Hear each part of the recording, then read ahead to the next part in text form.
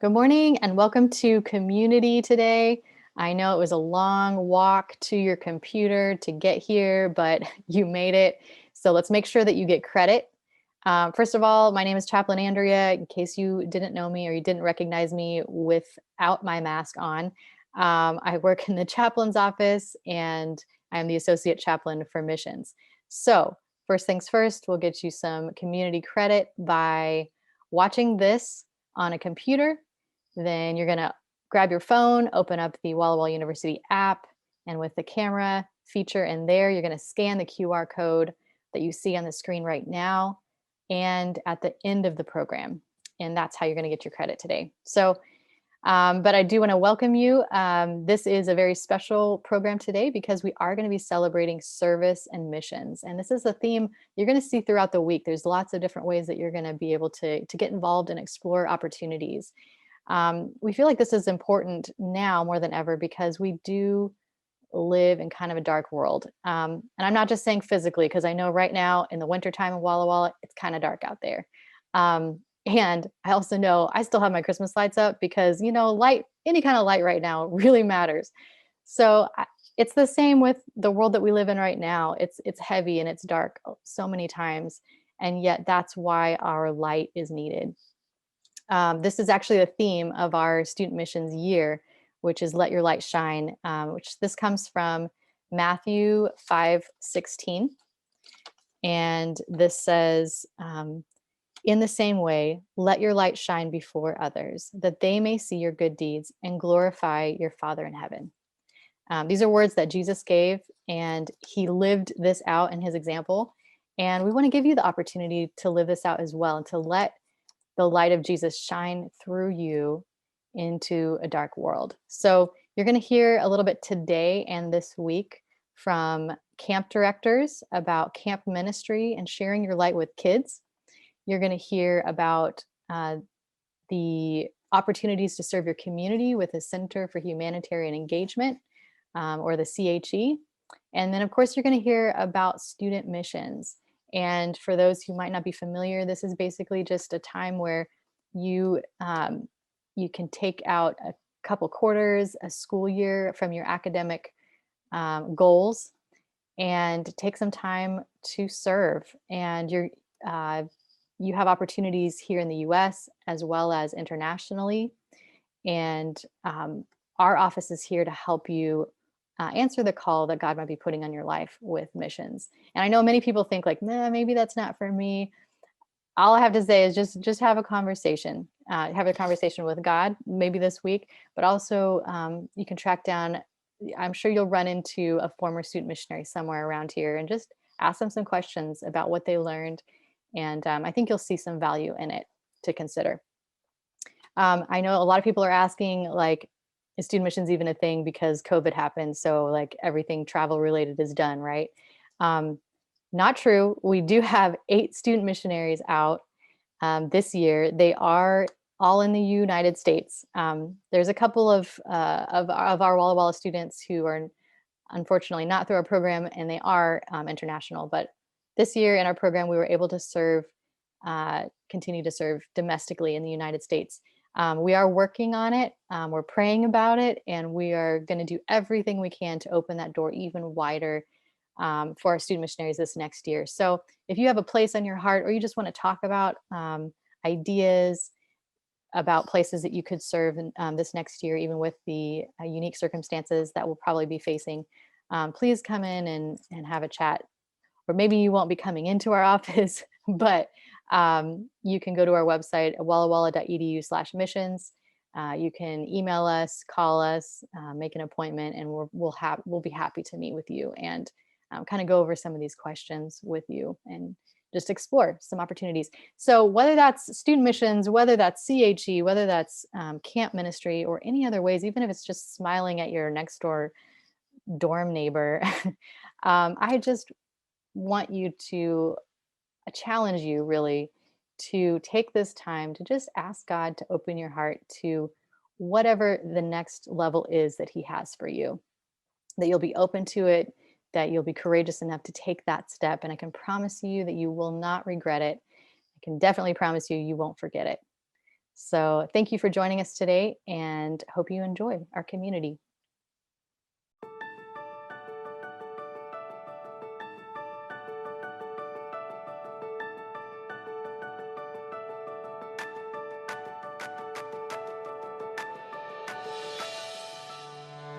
We have 4 of our 6 camp directors from around North Pacific Union that will be sharing with us today, and I want to thank them for joining. We're going to bounce over to Daniel at Camp Idahaven and ask him to describe a little bit about how it impacts staff.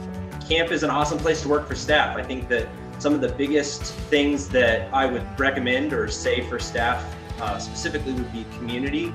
Any camp that you're going to work at is going to be able to provide a community, a support group for friends that you're going to make for a lifetime. There are a lot of opportunities for you to build skills, things that you're going to be able to take with you into the workplace, into your careers.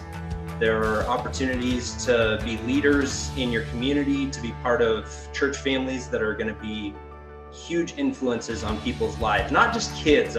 But this is a skill set that you're going to take with you if you're going to be a pastor, if you're going to be a teacher, if you're going to be a nurse, or any other service field, that kind of thing. These are going to be skills that you're going to use for the rest of your life. So those are the 2 biggest things that I would say. You're going to build a community of friends, and you're also going to build a skill set that you're going to be able to take with you wherever you go and wherever you're working in the future as well. Representing what it actually means personally from a camp director's purview, Les Zolbrecht from Big Lake Youth Camp. When I was about 10 years old, I went to camp for the first time, and I had a counselor there. His name was Banjo Billy.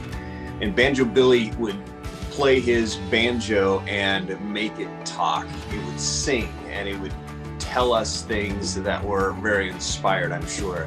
What impacted me was the power of his devotion to God, and also making that journey of following God fun and vibrant and exciting. It woke me up to this reality of my own personal journey with God. Years later, I applied to work at Big Lake, and I had the privilege of going and becoming a counselor myself. And it was interesting being on that other side of the curtain, because I realized there that not only was I experiencing this incredible joy of having a community of staff, but also being able to help light that fire in the lives of kids, helping them deal with the challenges of their lives and giving them tools that would help them survive and thrive in some of the most challenging moments of life. I went and visited a couple years ago a colleague of mine who also worked at Big Lake with me. And as I was talking with him, he said, the skills I learned when I worked at Big Lake, I still use today, because those leadership principles work. And that's the impact that camp had on me. It woke me up to my own relationship with God, but it also helped develop the tools and the skills that have impacted me in all of the work that I've done between then and now. We kind of have this challenge throughout our culture, this pandemic. A lot of people who are going to watch this video are going to wonder, how can I plan when this virus is the way it is? And I'm going to invite Jeff Wines, who's the director over at Camp Miveden, to talk a little bit about COVID and camp. Jeff, give us an update on all of this. If you're interested in camp and want to work at camp, you're going to deal with some of this stuff. For example, face masks, we're still going to have to be dealing with that. We might have to divide people up in smaller groups that you just stay in those groups all summer. There'll be a lot of sanitization that will be happening. And serving food, which is a critical thing at camp, it's going to change completely. But I guess what I would say is look for those opportunities. Because COVID actually, while it's really decimated a lot of things in our society and our culture, it really gives some opportunities to be able to grow. It gives an opportunity to still be able to serve kids and families that really need it right now. This last year at Miveden, we said at the beginning and at the end, it was one of our harder summers. But as many staff said as they left, it was also one of our best summers. Even in the midst of COVID, even with the restrictions that are in place, we're still able to do that. And I guess the last part for you and for the people that come to camp in COVID is still an opportunity to grow spiritually, to engage with Jesus and to engage with campers in a Jesus-centric way. The next person I'm going to invite in is David Yeagley, who's the camp director at Sunset Lake. And he's going to talk just a bit about the impact on teens and the younger campers that are coming into the programs. Camp, no matter where it is and no matter what restrictions there may be due to COVID, has incredible transformative power in the lives of campers. I think of one young boy that came to our horse barn a couple of years ago, and he did the horse ride and he had a great time. He came back, he was helping the wrangler untack the horse and do some grooming and kind of loving the horse a bit.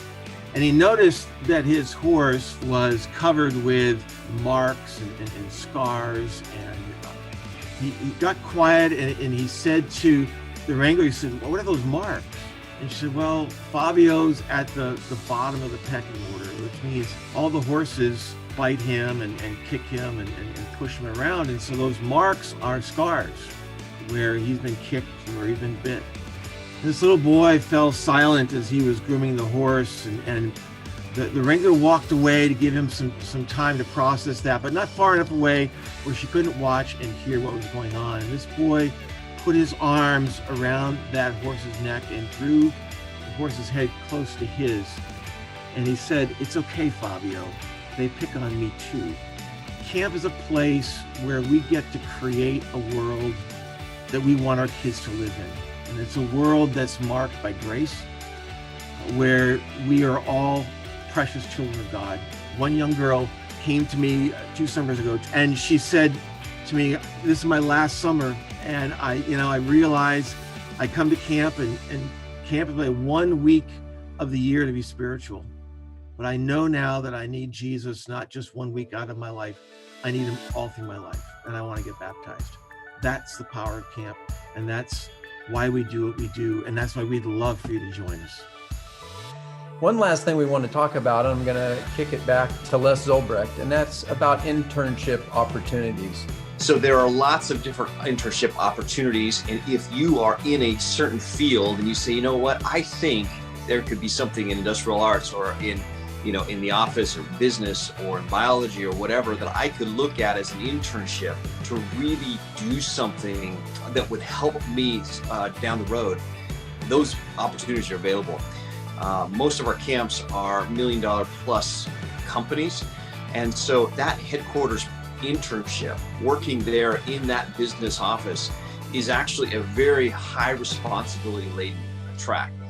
And being mentored in that process set up those who have done that for greater responsibility in other jobs down the road. So plenty of internships and great resume builders for folks. I could list many staff who have done an internship at camp and then with that launched into the corporate world or whatever field they were going into based on the experience they had.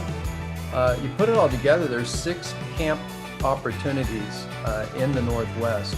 And one last thing is this: I personally would be privileged and honored to work with any one of the directors that we're blessed to have in the North Pacific Union. And I mean that. It's opportunity plus in the Northwest. So, hey, God bless. Thanks Walla Walla University for allowing us to share this information. Students, we hope you'll reach out. God has incredible blessings for you. Just make the contact.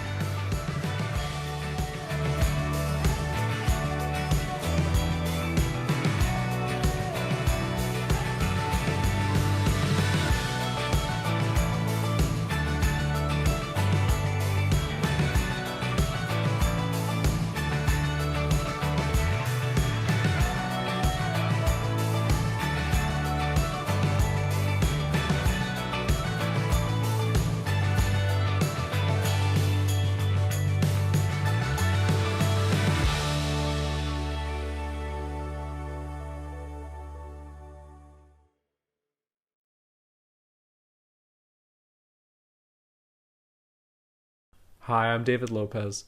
I got asked to answer the question, what does service even look like in these uncertain times?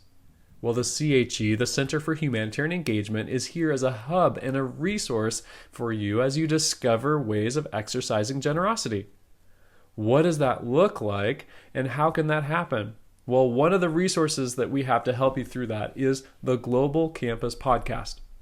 Angelo Simranker and myself, 3 times a week, are diving deep this season into how do you stay uncomfortable. That's right, you heard me right. Uncomfortable. We want you to stay uncomfortable because we believe that's when God can show up the most. We believe that that's when exciting things can happen. For each of us, it's going to be something different, being uncomfortable, that is. One of the things that had me a little bit uncomfortable was this last weekend. I volunteered with a mass vaccine clinic. And it was something where it was so fun to be able to be part of, but it was also so uncomfortable. You see, there was more than 1,000 people that went through there, and I hadn't seen that many people in a very long time. It was something where there was joy, where there was uncertainty. There was people expressing frustration that they weren't on the list. They were at the door just crying because they weren't on the list. There's going to be more of these clinics, and we're going to get through this, but how do we stay uncomfortable? How do we grow through that? There's many different ways that we can do that, and for each person it's going to be different. One of the stories and the examples that I keep coming back to comes from 1 Kings 17. There's a famine across the lands, and Elisha is traveling through, and he shows up at this town, and he sees this lady gathering some sticks. And he says, oh, maybe she's going to make some bread. Maybe I can get some bread. I'm so hungry. All the restaurants are closed. There's nothing at the grocery stores, but maybe she can make me some bread. He goes up to her, and she says, I would love to, but, see, my son and I, we're getting ready for our last meal. My husband's already died. It's just us, and this is all we have. He says something that really stands out to me. He says, do not be afraid. Seems like we've heard that before from other angels. Do not be afraid. She says, okay. She makes a loaf of bread and shares it with him. And God is so impressed with her faithfulness that through Elisha, he tells her, your flour jug will never run out. Your jar of oil, it will never run out until the rains come again. I believe strong-heartedly that we are living in a dry spell, that the rains will come again. But God has asked us to be faithful. He's asked us to step forward and be outside of our comfort zone. I don't know what that means for you.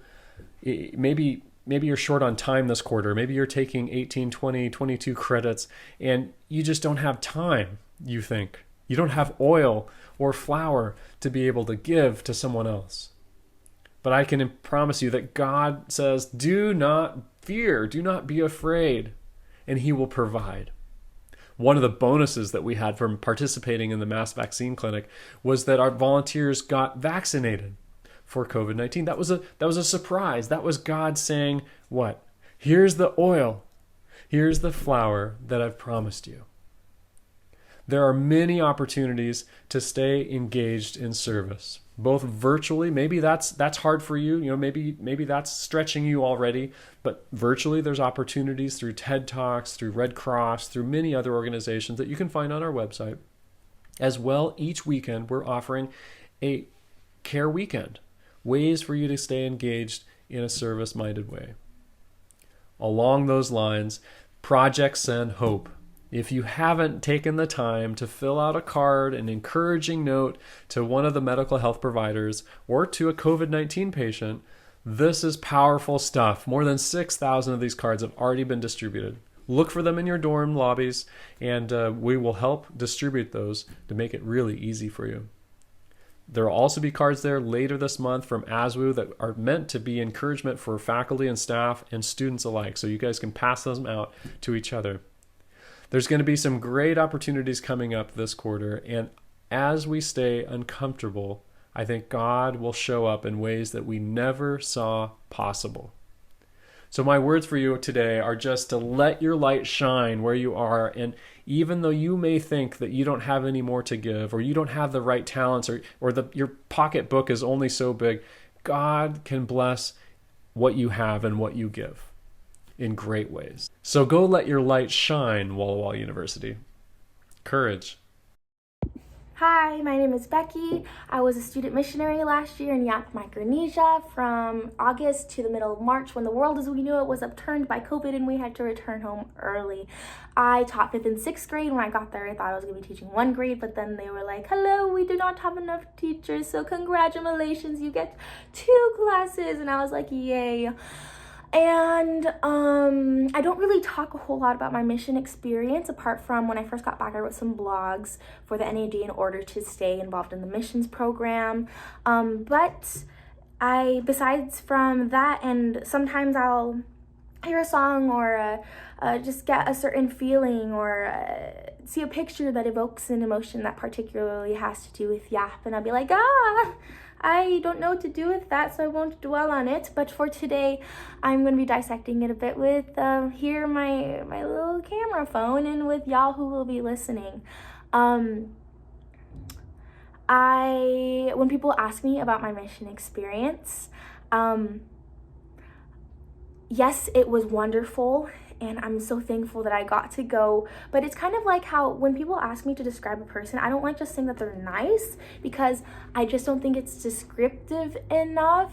I don't think it is able to capture the complexities of what a person is. And so with Yap, it's the same way. I like to be very particular with my words. And so usually I'll say something like, that is a loaded question, but I really appreciated my time there. And I think it's because while I was there, when I first went there, I was this girl. And then like in the middle of my experience, I was completely different from that girl.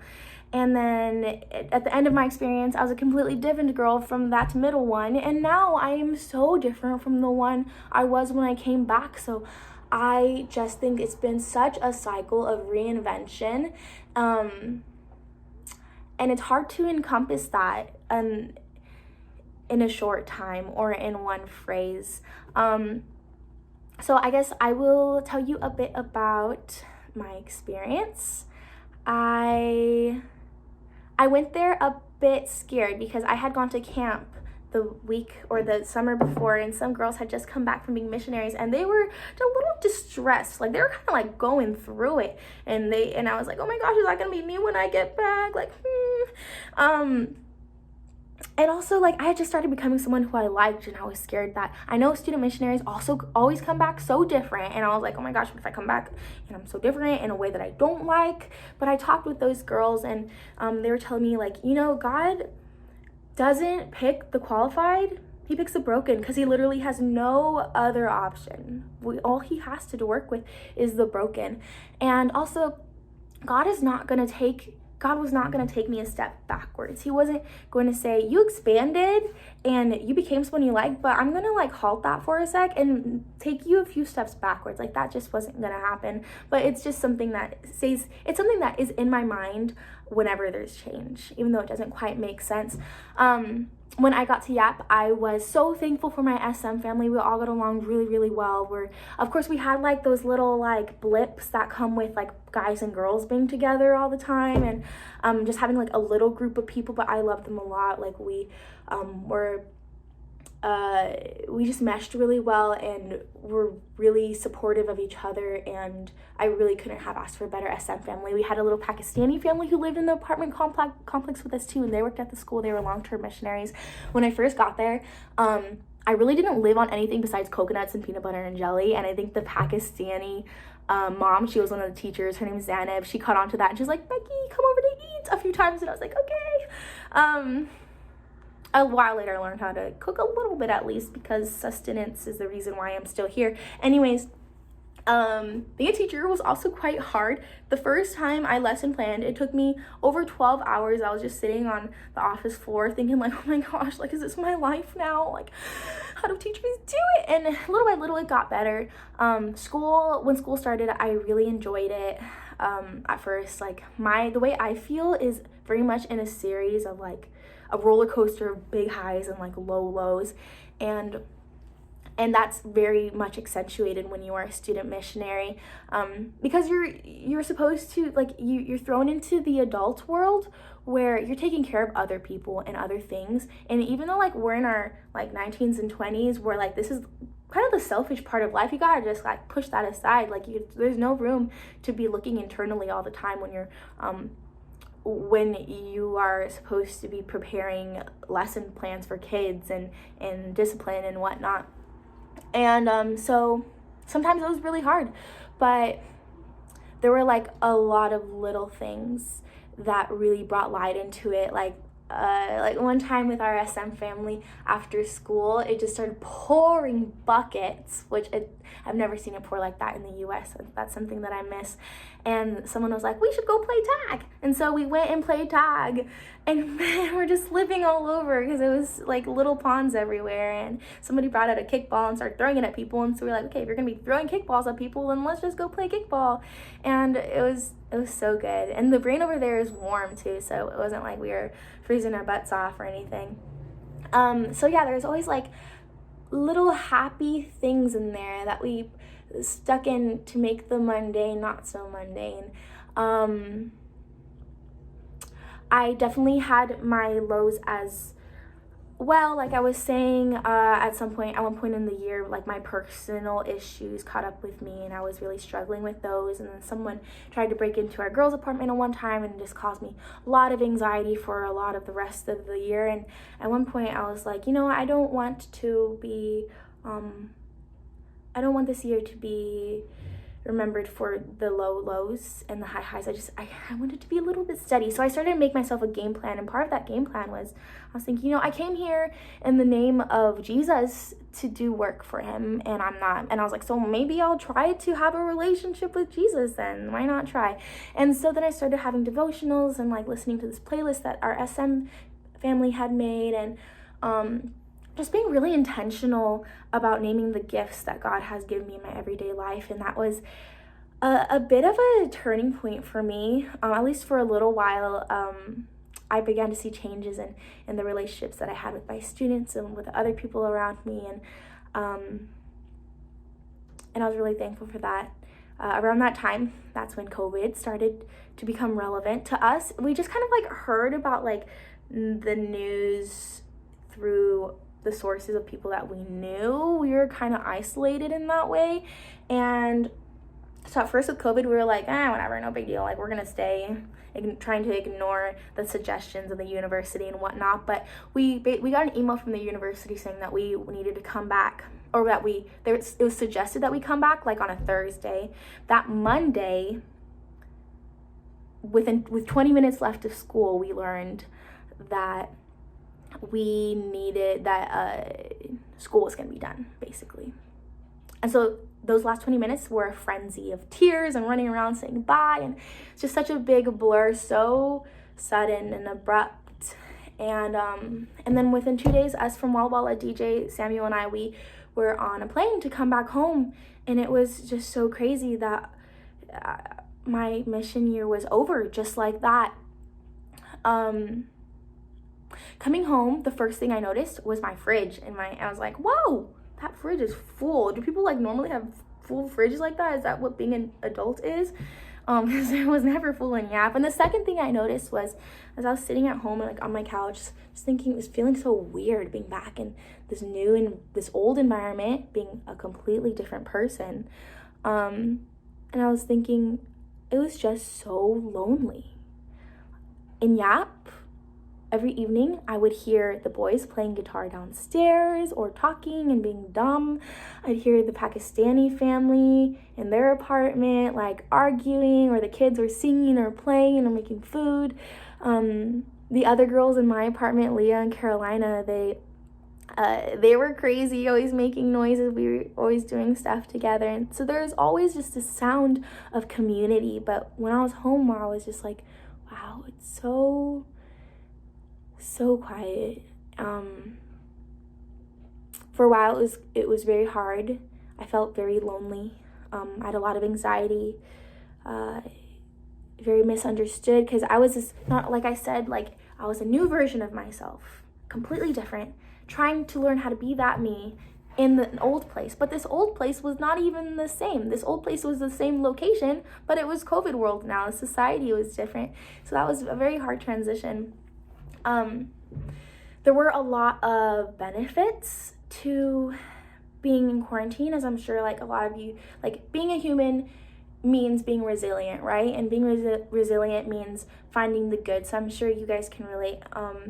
Some of these benefits for me were I really had a lot of time to process my time in YAP. Yeah, I got to build relationships with people. Like my brother and I finally became friends, which is kind of like a weird thing, but we weren't friends before. I got closer in a long distance way to the girls from YAP. I asked a lot of questions during this time. You know, I thought that being a missionary would mean going and finding answers, but really it led to more questions. And yeah, so there was a lot of introspection during this time. Some of the conclusions that I have come to, some of the lights in the darkness, I suppose, have been one, this idea of empowerment. My job as a human, and if I want to say I'm Christian or a Jesus follower or someone who serves, like even more so for those groups of people, but just as a human, my job is to empower other people and to let them empower me as well, to see them on a horizontal level, eye to eye, not on a level where I'm up here and I'm looking at you and saying, I'm here to serve you. No, we are all eye to eye, and to empower each other. That's a big thing that I have learned. I've learned the importance of having gal pals, which is something that I'll talk a bit more about. Like that's something that my friends Leah and Caroline taught me, amongst many other things that those wonderful girls have taught me. I've learned that being afraid is okay. Being anxious and being afraid is something that I can talk about and not be ashamed of, because that's something that I have, for most of my life, I have refused admitting of being afraid of things. I've learned this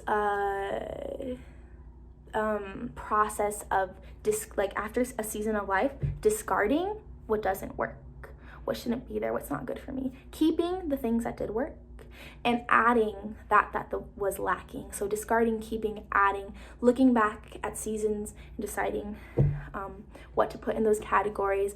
I've kind of mentioned, I've learned that reinvention is nothing to be scared of or to avoid. Reinvention is a wonderful process of life, and we're going to be so many versions of ourselves, and if we try to avoid that, we're going to be stuck somewhere not really knowing who we are, because we are meant to grow and be different versions and be reinvented.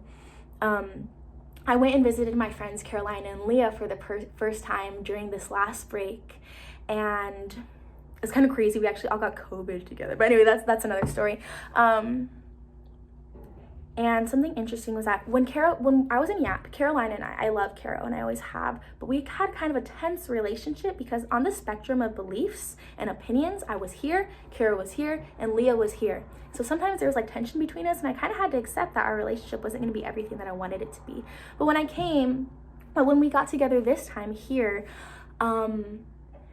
we just connected so well, and it was wonderful. And we talked about why that might have been, and realized that at that time in YAP, I was not very secure in who I was. She was not very secure in who she was. And because we were so different, our differences were threats to each other's sense of identity. But now that we have become more unapologetic and more embracing of who we are, we have been able to appreciate our differences and love each other for that. And I think that's something really special. And I felt very privileged to have gotten to that place. Recently, what this has all kind of accumulated to is this philosophy that I have of, yes, it is okay to be afraid. It's okay to be anxious. But what would you do if you weren't afraid? What would I do if I wasn't afraid? I think about that, and if it's something plausible, of course, where would I go? Who would I talk to? What would I pursue? And I challenge myself to be bold, to be unapologetic, to not try to make myself smaller for someone or something else. And I'd say that kind of encompasses where I'm at right now, and that all the light and all the darkness in this past year or so. That's kind of what it's come down to. So I challenge you to ask yourself, what would you do if you weren't afraid? And be honest with yourself. Be bold and unapologetic. Thank you for listening. How's it going, guys? My name is Gianni. I am a sophomore nursing major here on the Walla Walla campus. I am from warm and sunny Southern California. Go Dodgers and Lakers in 5. Now, a few days ago, the SM office asked me to speak on our theme of community, which is letting our light shine in moments of darkness. So what I'm going to do for you guys today is I'm going to try my best to relate my experiences SMing to give you guys a message that's applicable to our lives here on campus and for those of you that are off campus as well. Now, SMing for a nutshell is dedicating 1 year of your life to going and serving as a teacher, as a dean. There's many options that you can choose from, and I highly encourage that you guys look into it. Now, I'm thinking of going into pediatrics, so I thought, why not? I'll go and teach first grade. So I sent my application in, and before I knew it, I was approved to teach first grade on the beautiful island of Pohnpei in the Pacific. I started to pack my bags. I got that last bite of In-N-Out burger. Man, that was super good. And I was on my way to the island. I arrived. I got that first breath of the humid air. And I found myself getting ready for the school year to start. I started lesson planning. And by the way, guys, teaching is hard, man. I hope you guys, tell your professors how much you appreciate them. Now, I started to get everything prepared, and it was time for the school year to start. Now, as the first few weeks went by, I asked myself something that I'm sure you guys are asking yourselves here on campus, and you guys probably were asking yourselves the same question during the fall quarter. And that question is, what's my purpose? What's my goal? What role am I supposed to fill? We tend to not have a purpose, especially during these times of COVID. Maybe some of you guys were supposed to play a varsity sport here on campus. Maybe some of you guys were looking forward to seeing certain individuals come back to campus or participating in certain events that the campus gives. We were left without a purpose. And it takes inviting the struggle of life and finding a new purpose in to really grow as individuals. As those first few weeks of teaching went by, I found myself inviting that struggle in, inviting all the ups and downs of teaching in and really embracing them. I found myself improving as a teacher. I saw my students improving and learning the material. Sure, not every day was perfect. There were some days that were good. I had good feedback from my students, and there was a positive, vibe in the classroom. And there were those days when lunch was a time to reflect on your teaching. But for the most part, as the weeks went by, I found myself identifying that purpose and growing. Now, as the year went by and March came around, we were unfortunately sent home due to COVID. And if you were to ask me what I did between March and fall quarter, aside from spring quarter classes, I would have said not much. I felt as if I was just on autopilot. I didn't really have a purpose. I felt really complacent with the routine that I had, and it was tough. And I think one of the toughest parts was communicating with people. I definitely think the relationships and the bonds that I had with the people around me were suffering. COVID, this type of distance, this social distancing that we have to do, and the communication that we have on Teams is tough. It's really tough to really form those bonds, form those relationships with the people we care about around us. Now, I said before, inviting the struggle in and inviting those challenges, the ups and the downs in and embracing them.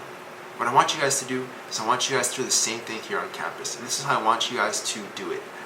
I want you guys to value the people around you by acknowledging them, as you see each other in the dorm or on the way to the cafe, which is the best restaurant in town.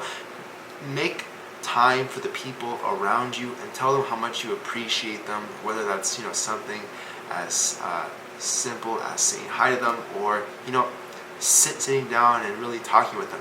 There's many different ways that we can reach out and let people know that we value them. I'm sure God would have done the same.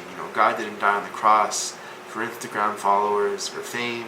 He did it for us. He did it for people. He did it for the people that he cared about. And I want us to reciprocate that same type of love and passion and kindness towards the people around us. I know it's tough. I know we weren't really expecting things to be like this here on campus, and I want to challenge you guys to really form those bonds. Push yourself to communicate with people that you wouldn't really communicate normally with. I think now communication's tough, and I think that's why it's even more important now that we let people know how much we appreciate them. I want to end with this verse, and that is Matthew chapter 5, verse 16. And it says, "In the same way, let your light shine before others, so that they may see your good works and give glory to your Father who is in heaven." Guys, these are dark times. These are times when communication's tough, and people tend to feel isolated. And when someone's isolated, they are not able to run ideas past other people. And when you're isolated, it's really tough to form that relationship with others, and most importantly, form that relationship with God. Now, I want you guys to push yourselves and really reach out towards people. Let them know how much you appreciate them. I want others to look at the relationship they have with you and say, I can see God's light through the way that this person treats me. That's what I want you guys to do. I know it's a lot easier said than done. That's why it's a challenge, and I want you guys to accept it. Let's end with a word of prayer.